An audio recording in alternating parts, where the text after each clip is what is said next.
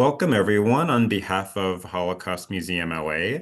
My name is Michael Morgenstern, and I'm the Public Programs Manager at the museum. And we are pleased to welcome you to the second program in our series, Where They Settled, which explores different communities that Holocaust survivors built around the world in the years following liberation. Today's program focuses on Cape Town, South Africa, and I'm honored to welcome and introduce Gwynne Robins, who will be sharing some of her research with us on this community. And I also want to thank the Cape Town Holocaust and Genocide Center for their partnership with us on this program and for introducing us to our speaker today. Before we begin, I want to share a quick history of our museum. Holocaust Museum LA was founded in the early 1960s by Holocaust survivors who wanted to make sure future generations would always remember and learn from this tragic part of our history. And they did this at a time when most people were not yet willing to learn about the Holocaust. And as a result, many survivors were not yet willing to speak. Thanks to the courage and foresight of this group of survivors, we have what became the first and oldest Holocaust museum in the United States, always with the mission to commemorate, educate, and inspire future generations. The museum is currently closed for the final phase of construction of our new Jonah Goldrich campus, which is set to open in June of 2026. But while we're closed, we're offering a variety of online programs, including Holocaust survivor talks, as well as some in-person book talks at the Grove Barnes & Noble for those of you in Southern California. So please follow our website for more details. Now I would like to share a little bit more about our speaker. Gwynne Robins is the former Deputy Director of the Cape South African Jewish Board of Deputies. She has arranged annual communal Yom HaShoah ceremonies and administered compensation for survivors through the Claims Conference. And she was also an interviewer for the USC Shoah Foundation, who the museum works with on a regular basis, and edited the book Sacred Memory, Recollections of the Holocaust by Survivors Living in Cape Town. In addition to this book, she has edited multiple Holocaust survivor testimonies, family memoirs, and has written books and articles on local Jewish history. She earned a prestigious award in recognition for her many years of distinguished service and research in South Africa. And after today's talk, you will have the chance to ask questions using the Q&A feature on Zoom. Thank you so much again, everyone, for joining us today, and thank you so much to Gwynne Robins for leading this talk with us.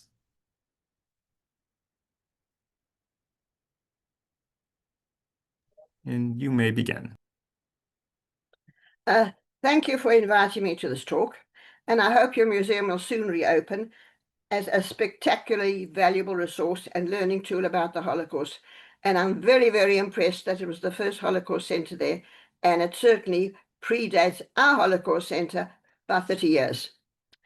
All survivors have similar problems in adapting to a new life after having lost everything. But political differences in the new country to which they have moved may lead to differences in their adaptation. Unlike countries like America or Australia, few survivors came to South Africa owing to discriminatory laws to stop Jewish immigration. Even though the Holocaust had removed the threat of thousands of unassimilable aliens swamping the country, the Anti-East European Jews Quota Act, Immigration Quota Act of 1930, and the Anti-German Jews Aliens Act of 1937 were not repealed. One who managed to arrive before the cutoff date was Ernest Ullman, an artist. During the war, he worked for the South African Army Intelligence Corps, where he designed advertisements for the journal showing the misery and plight of the Jews after the Nuremberg laws. The committee refused to publish them. They didn't want to shock the general public. Even after the news of the liberation of the camps came out, Afrikaans newspapers just mentioned alleged atrocities, and instead of putting photographs of concentration camp survivors, they put photographs of starving German women. As the news of the killings started to filter out in the 1940s, the Jewish Board of Deputies the representative body of the Jewish community began holding annual memorial gatherings with synagogue services and packed mass meetings in Jewish centers. Please show the picture. After the war, the board established a relatives information service, cooperating with the Red Cross, the American Jewish Joint Distribution Committee, and the Russian consul. It tried to trace people and publish lists of displaced people who wanted to locate South African relatives. The office was inundated with replies, but only a few survivors managed to arrive through family reunification, as well as rabbis and cantors for whom there was a shortage. There were very few cases of family reunification because most of our Jewish community came from Lithuania, where 96% of the population were killed, or in Latvia, where 80% were killed. As a result, our community was badly impacted by the Holocaust. As many had arrived in the late 1920s, just before the 1930s Quota Act, their ties with their families in Eastern Europe were still strong. With the war, all contact with their families was lost, and the news of their murders, most having been shot into pits in the summer of 1941, was traumatic. There was an added element of guilt, not having been able to persuade their families to join them, and of anger with the government for refusing visas that might have helped save them. The board visited the DP camps on behalf of the South African War Appeal campaign and invited one of the survivors, Levi She'erith, to address audiences in South Africa, but as a DP, the government refused him a visa.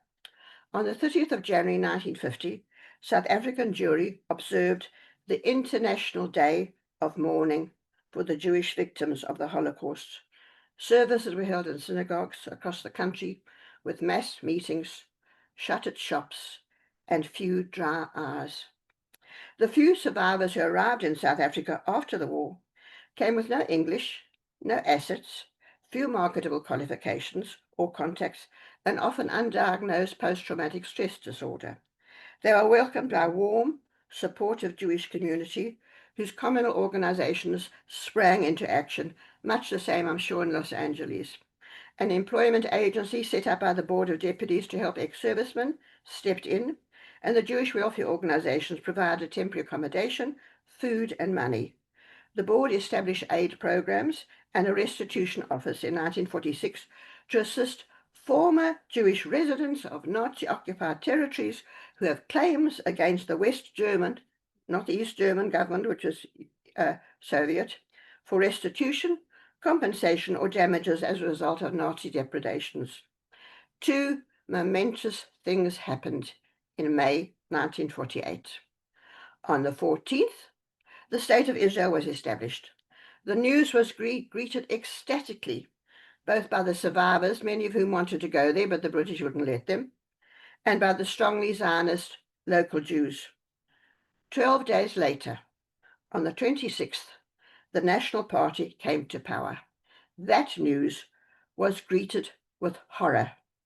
Before the war, it had been anti-Semitic and included people who had met Hitler and wanted a Nazi government here.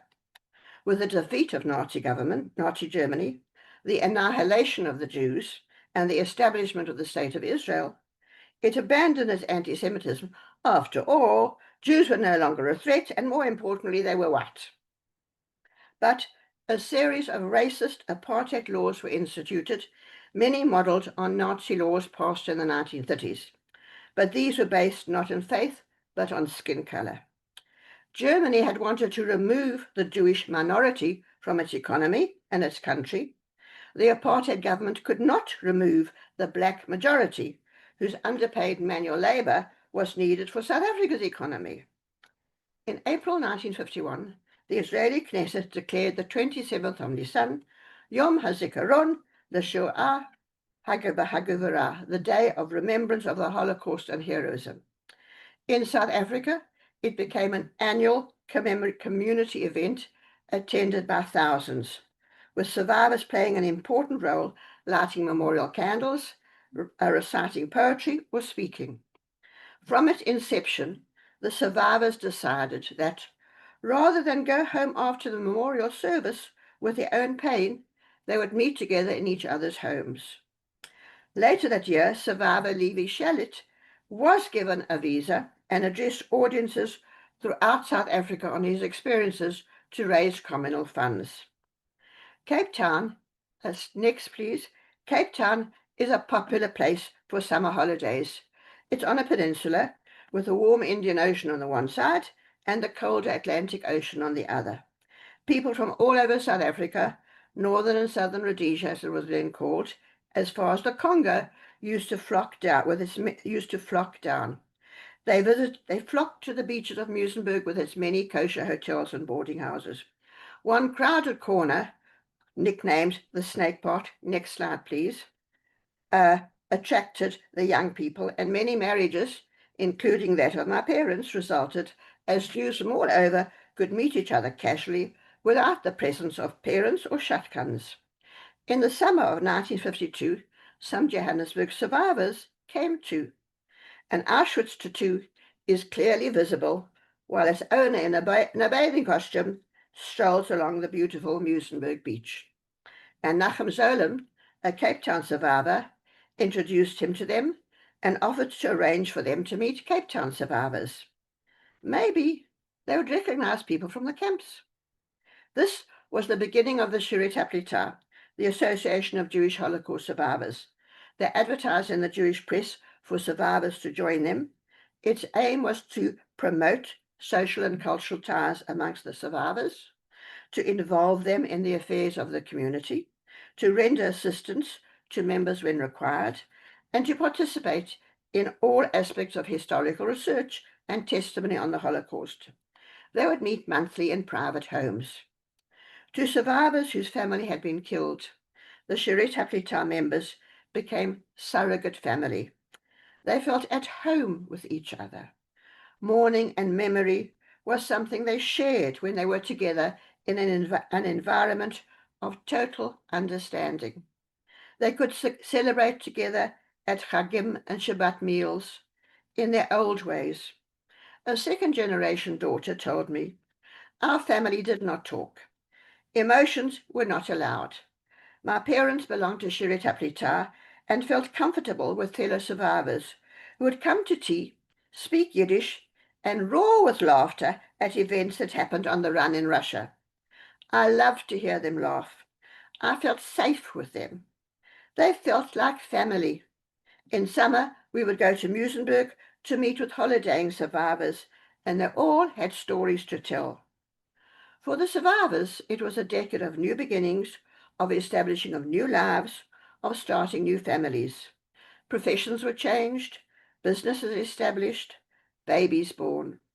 They were busy settling down, but were still more comfortable speaking Yiddish, and survivors in Johannesburg became prominent in the Yiddish press. Levi Shalit was brought back, next slide please, this time to edit the weekly Die Afrikaner Jiddische Zeitung newspaper that he did for 30 years. He also published books and articles. The monthly Durban Africa was initiated and edited by Melech Bakalchuk-Fellen, who'd been the director of the Johannesburg Jewish Public School. He also edited two important Yizkor Yiddish Bucher memorial volumes for the Landsmannschaft of the Rakishok, Lithuania, 1952, and the Chelm, Poland, 1954, the only two published in South Africa. Later, the survivor David Walpe became the editor of Durban Africa. But for the survivors, sharing their own stories was not a priority. As Simon Wiesenthal wrote, they wanted to forget so they would be able to live again. They surrounded themselves with a protective shell, trying hard not to think of what happened. As for the local community, who had lost so many relatives, the subject was too painful. The survivors were told to forget the past, concentrate on the present. As one survivor said, "People didn't ask, and we didn't talk about it. Who could believe such a story? One reads books about such things, but they're impossible to believe." And there was ignorance. When Cantor Lichterman wrote about his Auschwitz-Birkenau experiences in a Yiddish newspaper, he received an angry phone call accusing him of lying. No Jews would be so hungry that they would support a recently deceased man in an upright position just to get a bit of bread. He refused to provide any more testimony. A German refugee, invited to share her experiences with a WITO, that's like Hadassah, women's group in Musenberg, stormed out when somebody said, "Why didn't you just go to the police?" She refused to talk again. One Cape Town survivor expressed this in a poem, which I've got up there, if you can read it. "My children never asked me, 'Mother, the Holocaust, what was it really like?' My husband never asked me, 'Darling, the Holocaust, what was it really like?' My friends never asked me, 'Dear, the Holocaust, what was it really like?' The Holocaust, what was it really like? A massacre on such a scale that after 40 years I am unable to discuss it whilst eating lasagna."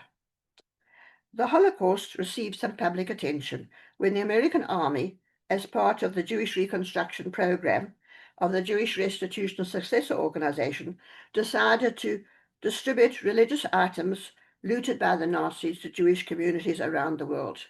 Dr. Abt, who cleared the items from the customs on behalf of the Board of Deputies in 1951, stated that future visitors to the proposed museum will become conscious of the immense tragedy hidden behind every single item, which tells of the biggest robbery ever committed in history. Visitors will see the blood dripping from silver candelabra. They will see eyes opened widely with horror. They will hear the cries of agony of death with which the silver will be connected for them. An exhibition of Jewish religious art, including the looted items, was shown by the board in 1954 in Johannesburg and Cape Town, attracting thousands, both Jews and non-Jews, and resulted in Jewish museums being established in both cities.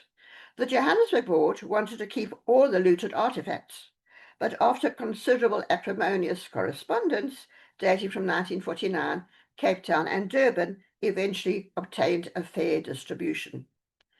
Just as well, because when the Johannesburg Jewish Museum opened after a long weekend in 1991, it was discovered that the collection and a Russian security guard had vanished. Interpol was alerted, but the objects have never come to light. Without any exhibits, the Johannesburg Museum had to close. I was working at the Cape Town Jewish Museum at the time, and we hastily increased our insurance and our security. The first Holocaust memorial, next please, was mooted in Johannesburg in 1955 when the board decided to erect a monument to the 6 million for the West Park Cemetery. It commissioned Hungarian sculptor Herman Walt. Walt's brother, a rabbi in Kimberley, had managed to bring him out just before the 1937 Aliens Act slammed the door on Jewish immigration to this country. Erected in 1959, it depicted three hands emerging from the earth holding shofars, with the Hebrew word spelling, "Thou shalt not kill."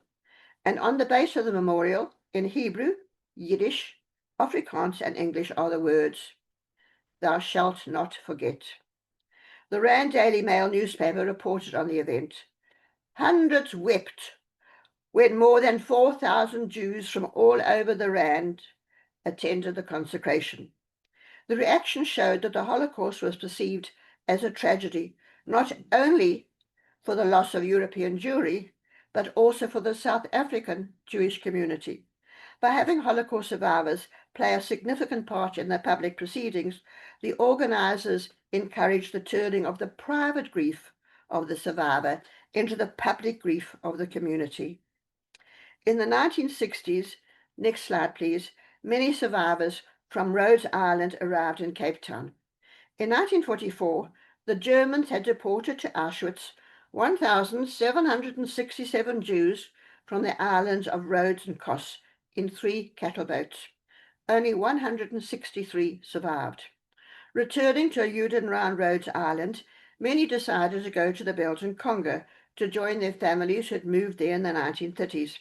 They settled, married, and had their own families. The Congo gained independence in 1960, accompanied by violence. Stories of atrocities against whites surfaced in newspapers around the globe. Thousands fled. At first, the Jewish community, hoping the violence would soon end, just sent out their frightened children by train to Cape Town, where they are put up in the Jewish orphanage and at the Jewish day school, and provided with clothes and other essentials. Later, the rest of the community fled in convoys escorted by Belgian troops. Refugees, once again, often fleeing with only the clothes they wore, abandoning their houses, shops, and possessions.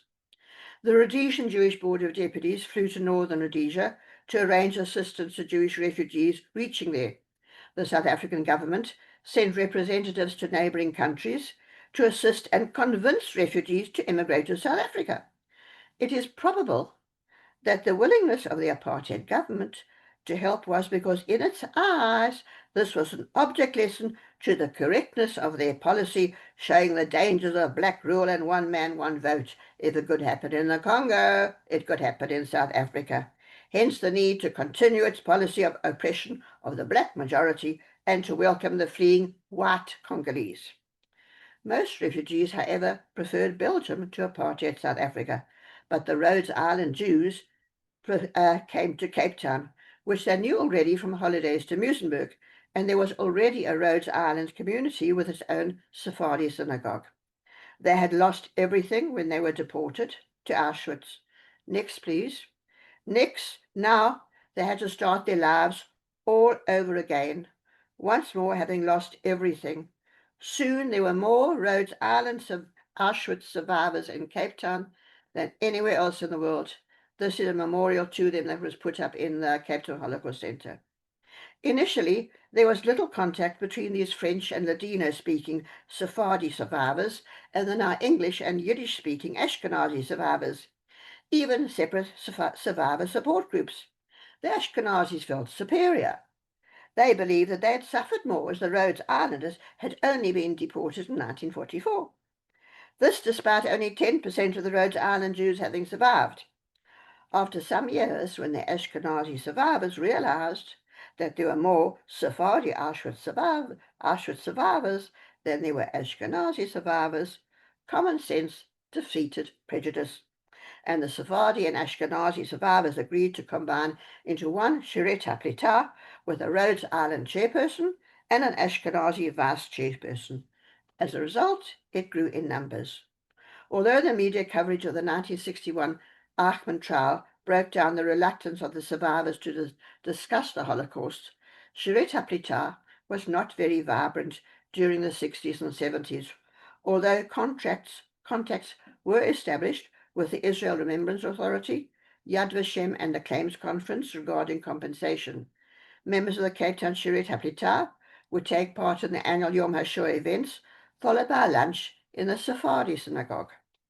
One of the projects of its She'erith Hapletah in 1967, next please, was to place a commemorative 6-branch menorah made by Nachum Zolan at the Pioneers No. 1 cemetery as a Holocaust memorial. Smaller replicas were installed in synagogues to be lit every Shabbat and Chag as a permanent memorial. The money paid for these by the congregations, plus subscriptions and donations, were used as a fund to provide financial assistance for emergencies. There was also a community recognition of the increasing ignorance about and lack of awareness of the Holocaust in the public, as well as the knowledge that a younger generation was growing up to whom it was something that happened long ago. Education was needed.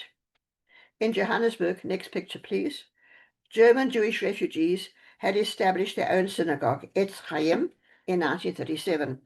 In 1969, Etz Chaim built their own South African Yad Vashem Memorial Hall, initiated by Rabbi Joseph Vogel, himself a survivor.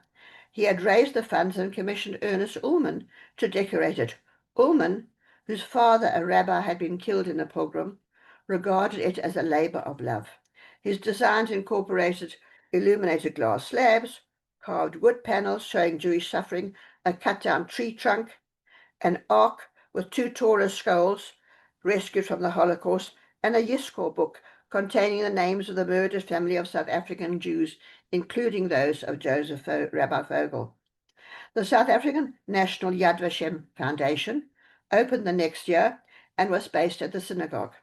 It organized adult education programs on the Holocaust and, with the board, organized the Yom HaShoah ceremonies with survivor participation.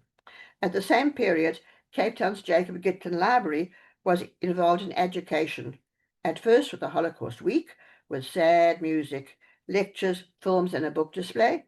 Later, it became a Holocaust exhibition day, and it also arranged Holocaust outreach programs in schools during the lunch break.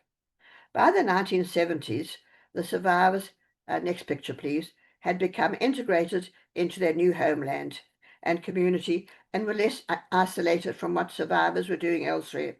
She'erith Hapletah were busy collecting names for Yad Vashem's 1977 Pages of Testimony project to record the names of all the Jews who had perished during the Holocaust. They had joined the American Federation of Jewish Fighters, Camp Inmates and Nazi Victims, and received its bi-monthly publication, Martyrdom and Resistance, and newsletters.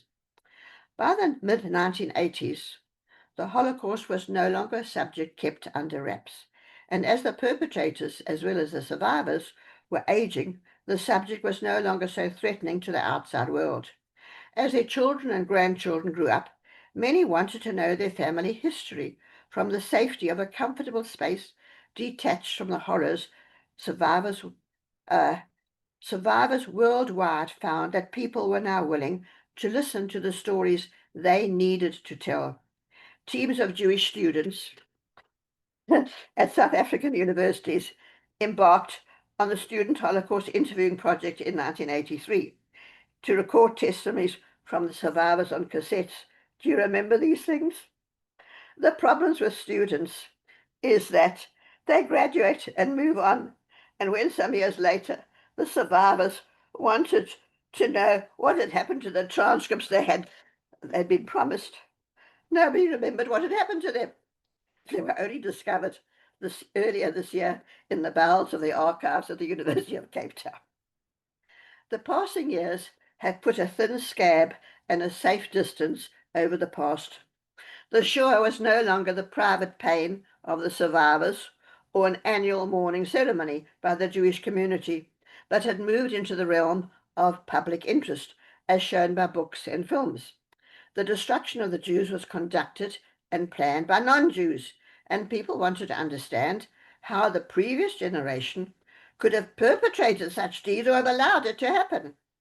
When the 40th anniversary of the liberation of the camps and defeat of Nazi Germany was due to be commemorated, next slide please, Myra Oshin, chairman of the Educational Committee of the Cape Town Zionist Council, approached the Cultural History Museum to host an exhibition, thinking it would be a good opportunity to address a wider audience.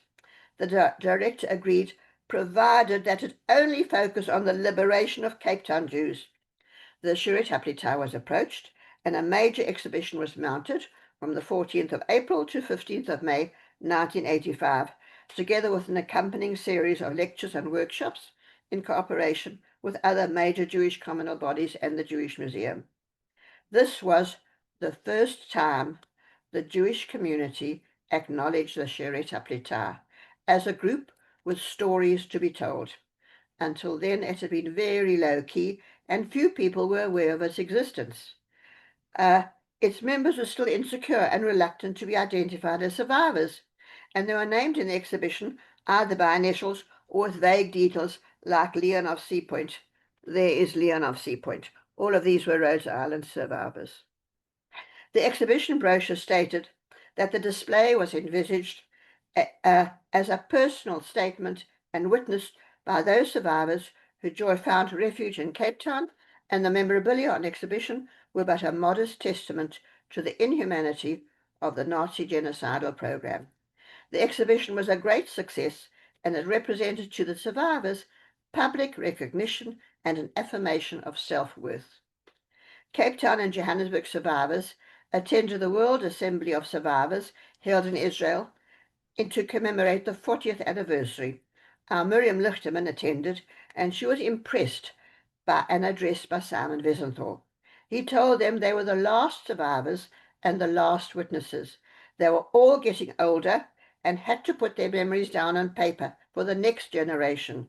It was important to document them, particularly as Holocaust deniers were casting doubt on the truth of their experiences. She returned to Cape Town and told She'erith Hapletah what Simon Wiesenthal had said. Until this time, we didn't talk much. After that, we started to talk. Among the meetings to commemorate the 40th anniversary was a seminar organized by the B'nai Brit. 3 survivors were invited to speak on a panel. This was the first time survivors had spoken on a public platform in Cape Town. The hall was crowded. I was in the audience. Soon after, the Jewish Day School asked them to address an audience of teachers, parents, and the older students in the presence of the visiting Israeli ambassador. Then more invitations started to stream in. People were keen to listen to their experiences. Audiences were moved at their presentations. Our survivors found the meetings emotional and meaningful and went to speak at schools, churches, and gatherings. They discovered that it was okay to talk about the past, that it was okay to have suffered and be different, that it was okay to have survivor guilt. I often speak to people about my experiences.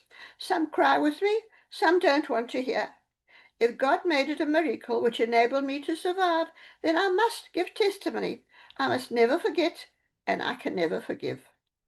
Arising from this cooperation, the Cape Town Holocaust Memorial Council was set up the following year by Myra Osborne as a coordinating council to promote awareness and knowledge of the Holocaust among the Jewish and general community, with 2 She'erith Hapletah representatives, Ashkenazi and Sephardi, of course.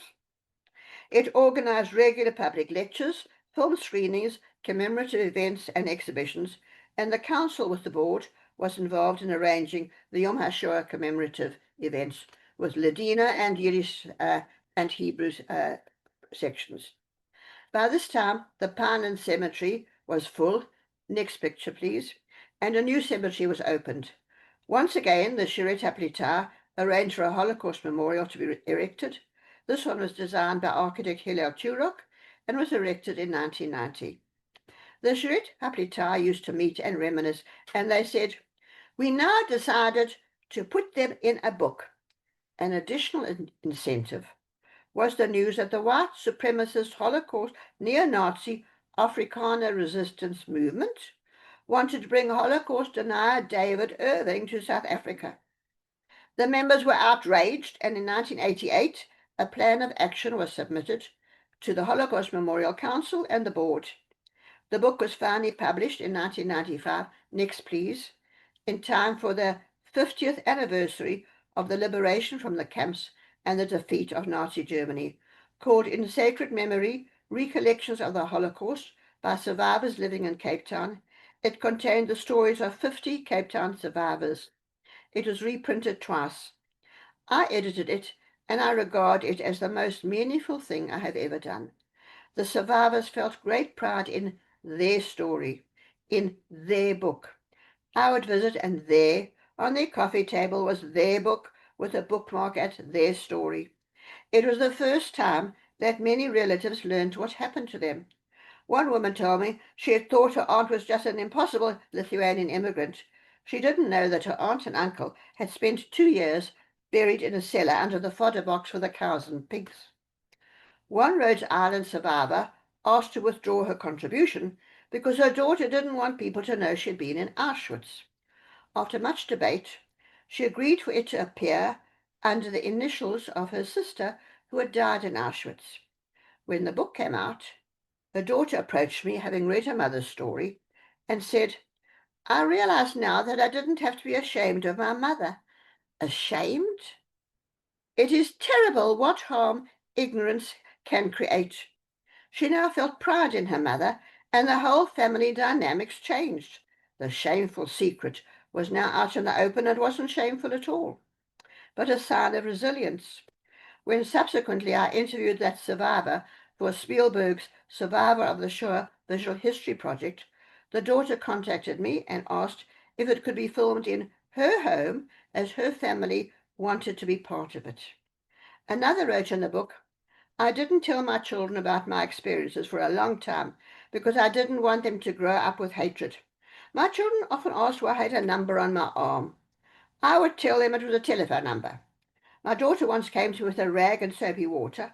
I thought she wanted to wash her doll, but she said she wanted to wash my arm because it was dirty. The number on my arm was a constant reminder to me and a constant mystery to my children. All along, I think the children knew that I was hiding something from them by my silence. They also knew I was different from other mothers. Now they could read about it. In 1996, while visiting Israel, Myra Osden read about a Holocaust center that had opened the previous year. Next slide, please. In England, in the Sherwood Forest, where Robin Hood and his merry men had sheltered. Myra went to visit the Beth Shalom Holocaust Center and was very, very impressed. It was small, simple, comprehensive, and moving. She was fortunate that its remarkable young founder, Stephen Smith, was there. He told her that 5 years before, his parents had sent Stephen, a theology student, and his brother James on a pilgrimage to the Holy Land. They had visited Yad Vashem and were appalled. Stephen had studied history, yet knew very little about the Holocaust. The knowledge disturbed the brothers so deeply, they felt they had to do something. When they returned home, they told his parents it was not a Jewish problem, but a Christian problem. Their father was a Methodist minister, and with his wife, they ran a Christian retreat in their 19th century farmhouse in the forest. They all decided that it was their moral mission to do something and turn their retreat into an educational center to educate Christians using only Christian money. To fund it, Stephen did extensive research, visiting death camps and Holocaust centers, then designed the exhibitions, renovated the farmhouse, and laid out the center with the help of his family and volunteers. Stephen very generously told Myra that he would help her to design something similar in Cape Town, including copying some of his exhibits. Next, please. Soon after her return, Myra called a special meeting of the Cape Town Holocaust Memorial Council. I remember the excitement when the survivors heard about the proposed centre to be built on a story to be added above the Gitlin Library. And they were eager to be fully involved. Stephen came out to help, and in August 1999, the Cape Town Holocaust Centre opened to wide acclaim. Next, please. They decided to make it relevant to South Africa's own history of racism by drawing comparison to the racist Nazi laws and the racist apartheid laws, like using photos of a park bench marked not for Jews and one marked whites only, or bunk beds in the concentration camps and bunk beds in the overcrowded hostels for black, underpaid black mine workers. Next slide, please. Soon schools, colleges, and companies were booking tours. Testimony by the survivors played an important part of the experience. These were followed by debriefing workshops, which became the focal point of the visit, as the group was made aware of how the issues raised by the Holocaust impacted on their own lives and what problems can arise from prejudice. The workshop encouraged the groups to reflect on how they would have responded under similar circumstances. Next slide, please. And how they did respond when faced with examples of bullying, racism, prejudice, and discrimination in their own lives. Would they be a victim, a perpetrator, or a bystander? Here we have a survivor here, and in the middle of it, among the school kids. One black teacher came to thank Myra Osden. You have no idea how important this experience has been for my pupils' self-esteem. For the first time, they understood that people can be discriminated against, even if they do not have a black skin. Next slide, please. Soon, the police and prison staff were booking tours to handle racism and bullying among their staff. They had noticed that during the debriefing workshop, having learnt of the brutality of the Nazi era, the staff were able to admit to their own racism and brutality towards their prisoners because nothing they had done could compare to the Nazi actions. The police even brought a group of heavily tattooed rival gangsters, no weapons allowed. Admittedly, the Holocaust volunteers felt anxious, especially during the workshops when the gangs were mixed together, but it went off without incidents, and the police later reported that for the next 3 months there was no gang violence in the township, and he lasted for 3 months. The impact of the centre was such that the government in 2007 decided to make the Holocaust a compulsory part of the curriculum in all schools. They thought it would help address issues of human rights, next slide please, and social cohesion, particularly in view of the country's own history with apartheid, given the levels of ignorance about the Holocaust, particularly among the black teachers. That created additional concerns. The centre wanted to be sure that the subject would be taught correctly and embarked on tours to the provinces to run workshops for teachers. Note the posters in the background because they're all designed by the Holocaust Centre. As the Holocaust Centre could not afford staff to run around the country teaching teachers, next slide please, it produced handbooks, resource books, workbooks and DVDs, in addition for use in school or for temporary exhibits. The centre designed and printed posters, next slide please. They were well received and were a useful source of information about the Shoah. With its inclusion in the school curriculum, more Holocaust centres were required, and one was opened in Durban, next please, in 2008, and in Johannesburg, next slide please, in 2019. Now, to bring you up to date, 25 years later, the Beth Shalom is called the National Holocaust Centre and Museum. The remarkable Stephen has come back to Cape Town several times and one year addressed Yom HaShoah. He is no longer a young man. He has gained his doctorate as well as several honorary doctorates. James and his mother also receiving one. Stephen was awarded an MBE from the Queen, was co-founder of Britain's National Holocaust Centre, was the project director of the Kigali Genocide Memorial in Rwanda, the executive director of the USC Shoah Foundation Institute, and holds the UNESCO Chair on Genocide Education. His wife is Jewish, and 2 years ago, Stephen converted to Judaism. As for our survivors, like yours, they are an aging and diminishing group. The She'erith Hapletah is no longer in existence. The post-Yom HaShoah She'erith Hapletah get-together is no longer held in the Sephardi synagogue, but is arranged by the Holocaust Centre and the Board of Deputies, and is now embracing a second and third generation. Many of our survivors have published books about their experiences, and some have had their story filmed. Next, please. Last year, the daughter of Xavier Piat, the survivor who initiated the book on their memories, suggested that for the 80th anniversary of the liberation of the camps, a further volume be issued containing the memoirs of survivors who had moved to Cape Town after 1988, the discriminatory laws of the 1930s no longer being in force. Fortunately, I had many of their interviews stored in my computer. The book was published in June this year by the Holocaust Centre, and once again I had pleasure watching as the children of the few living survivors walked around afterwards, proudly showing people their story in their book.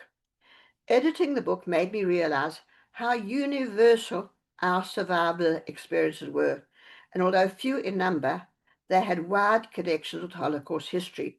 One had taught ballet to Anne Frank's sister Margot until she went into hiding, but Mrs. Frank said Anne was too hyperactive and on the wild side.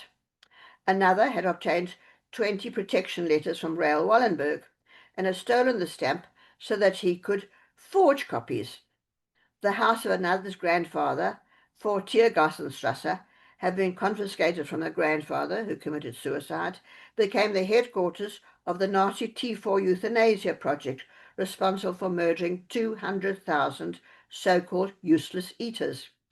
Several had arranged for their rescuers, next slide please, to be made righteous Gentiles. Others had seen stop scenes laid to the house of their family.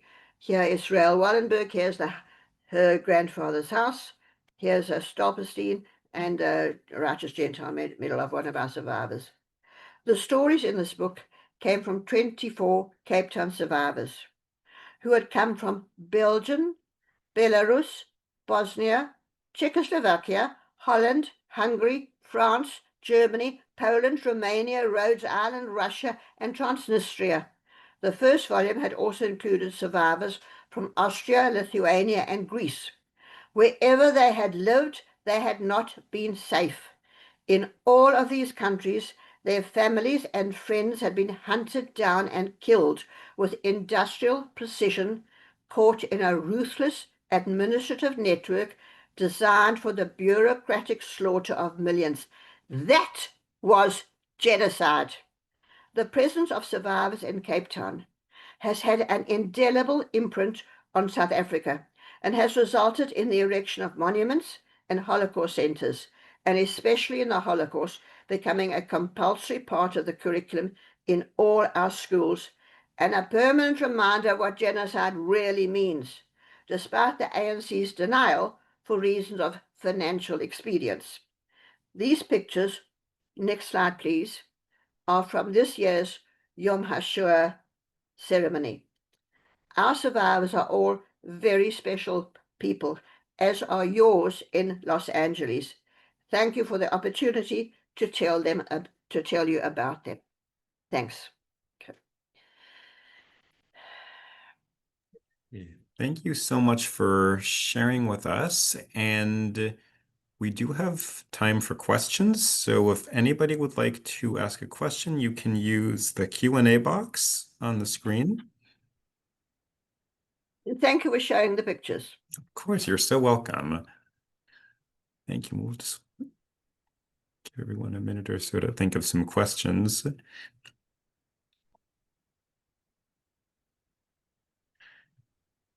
You mentioned about the Holocaust education in South Africa now being mandatory. And you mentioned a little bit as well how the impacts of that throughout the community.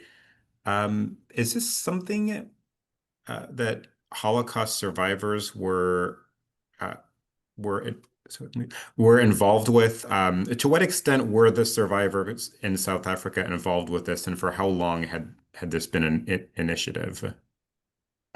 When the Holocaust Center was established, our survivors regularly gave testimonies to groups, to work groups, to officers, to churches, and their testimony was always a highlight. One thing I'd like to mention, which I said to you before, there is surprisingly very little anti-Semitism in South Africa.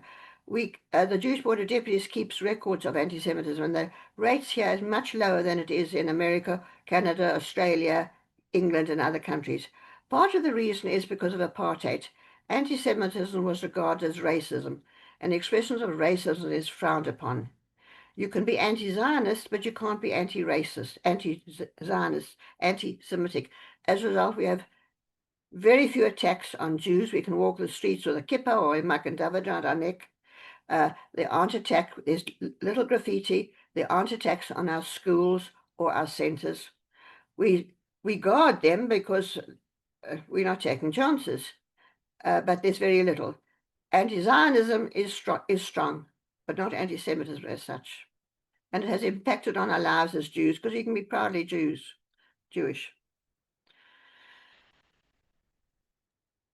Thank you so much. Another question we have is, when did Jews first come to South Africa? Jews first came to South Africa in the 1820s with the 1820 British settlers. There had been some Jews before, even in the days of the Dutch East India Company, but they had to be baptized before they could come.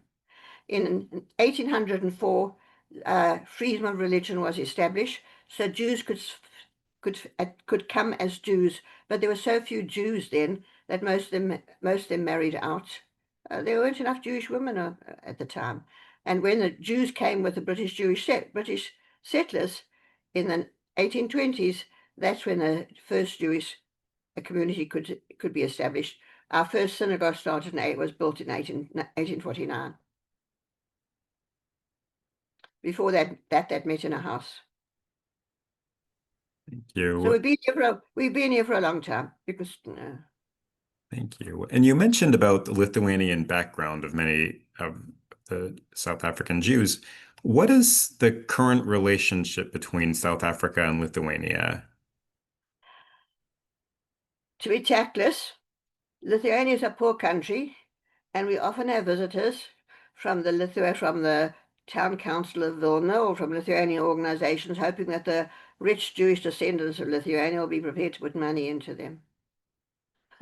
And now, of course, many Lithuanian Jews would like to get an EU passport, but you can only get an EU passport from Lithuania if it costs money, and if your family came here before 1914, as most of the Lithuanian Jews came between 1880 and 1920 or so, or certainly until 1930s. They weren't eligible because they had to have come before 1914. Thank you. Do you have an approximate number of how many survivors ended up in Cape Town? Well, we had 50 in that first book and 24 in this book. Many of them had passed away before we did the first book. And some at the time hadn't wanted to have their stories published. Maybe about 100 in Cape Town. I don't know how many came to Johannesburg or Durban. Thank you. And one of our attendees would like to know if you have a family connection to the survivors in South Africa or what your roots are in South Africa. My parents were born in South Africa. I was born in South Africa. My one grandmother was born in Kimberley in 1889. My other grandparents came from Lithuania in the first decade of last century, so I don't have any roots. Thank you. And you mentioned the approximate number of those survivors who came to Cape Town and to the country as a whole. Wondering if you know. I wouldn't know.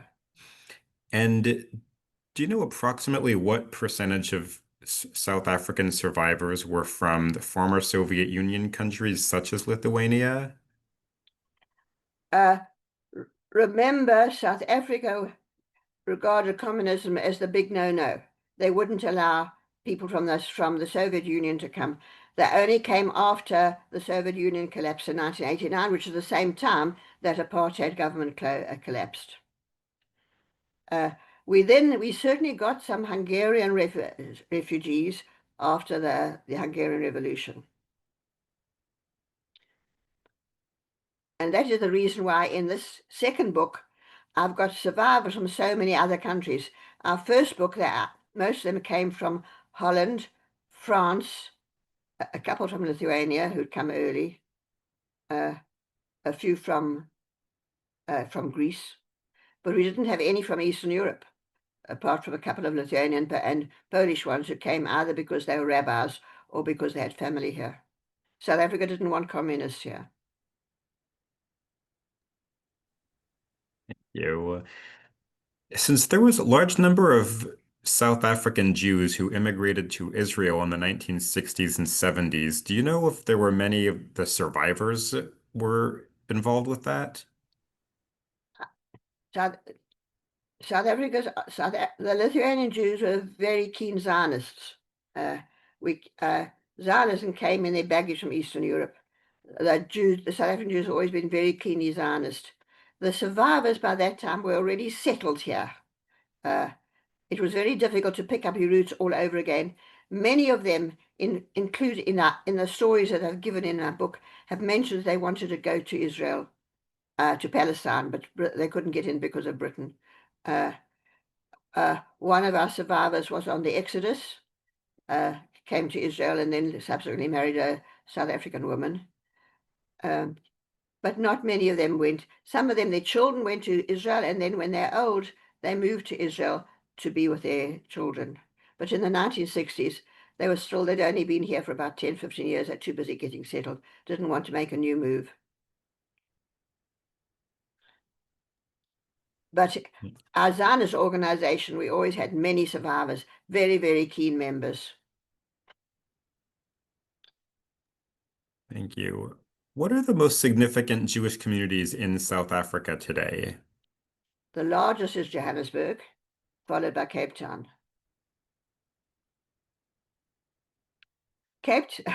I don't want to say this, but Cape Town seems to be far more vibrant than Johannesburg for certain reasons.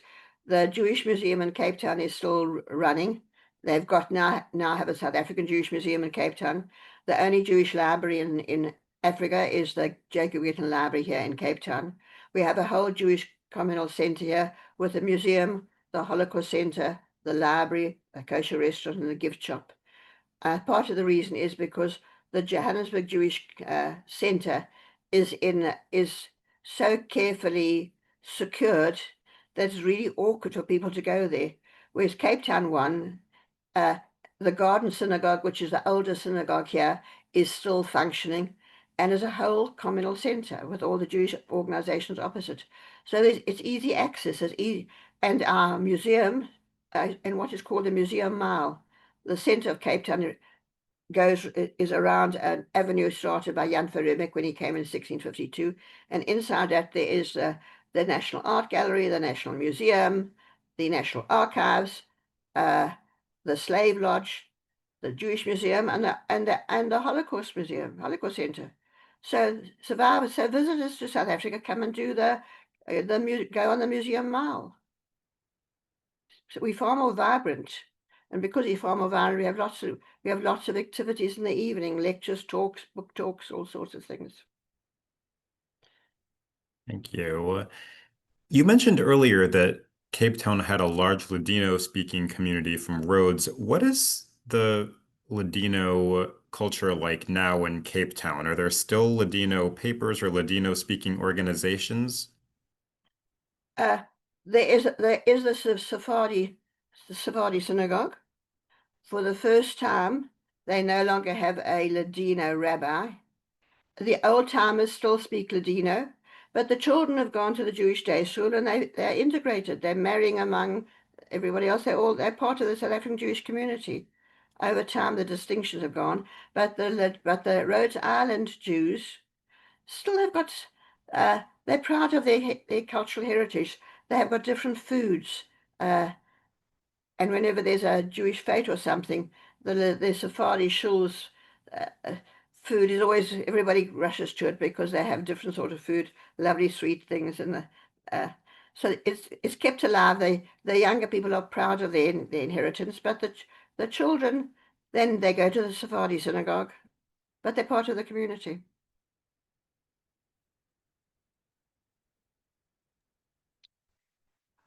Thank you so much for sharing with us, and thank you so much, everyone, for attending as well. We have several comments here thanking you for such a wonderfully put together presentation. We appreciate this so much, and we're so grateful to have had you speak today and share your research. And of course, thank you so much for all of your contributions to the Holocaust survivor community in Cape Town. Our museum is, again, as I mentioned, was founded by Holocaust survivors, and our survivor community is always been such an important part of the work that we do to make sure to pass on education and Holocaust memory. So we want to thank you so much. And again, as the museum is closed, please follow our website for all of our online programs and some in-person programs at different venues. Our next program in this series of Where They Settled will be about the survivor community in Sweden. That will be December 3rd, and you can register for that on our website. We hope to see everyone then and at our other programs as well. Again, thank you so much for sharing with us today, and thank you everyone for joining us. Thank you very much for listening. Thank you so much.